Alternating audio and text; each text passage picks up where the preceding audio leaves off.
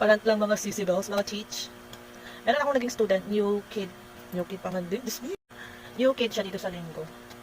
And ang lesson is face parts, which contains 15 slides. So, isip ko, dahil napaka-short lang ng lesson, madali mong kasi may nanay din siyang katabi, nag-google. Madali mong maipapasok sa utak ng bata. Kasi I've been there, 3 years old pa nga yun. 3 years old pa nga yung tinuruan ko ng ganun si Jesus. 4 years old. Ang bilis na nag-gets. After the wrap up, we still have time. Kasi syempre nga 15 slides lang. So, inilaro ko pa. Kumbaga, I use filters na yung mga parang fish eye filters para lumaki yung mata ko. Then I'm going to ask like, what's this? At si 4 years old nakakasagot, it's an eye. Kasi na-explain ko pa since napinanggot yung ano, and the kid is clever. I get to explain the use of these is and these are. Ano yun? Yung different.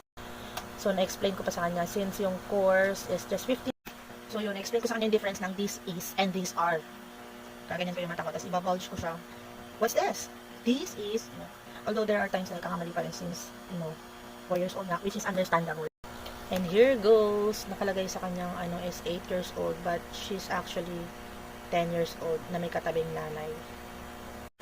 Si mother, minimimic yung word na sinasabi ko. And then, the kid will mimic the word from the mom. Ang masakit dyan, minsan mali yung pronunciation. Tapos, hanggang yun na nga.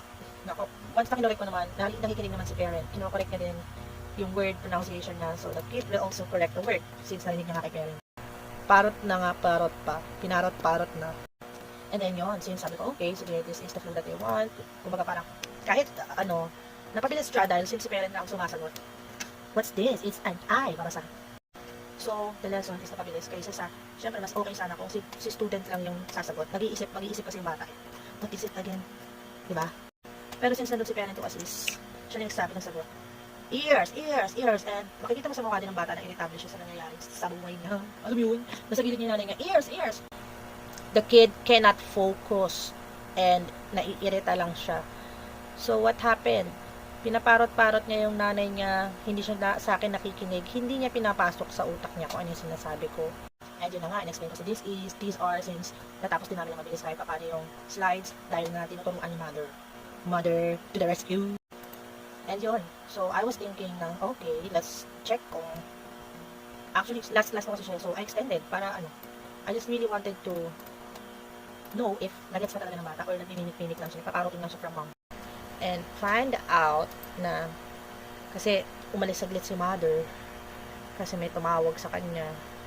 Ayun, wala nga pumasok sa utak ni kid.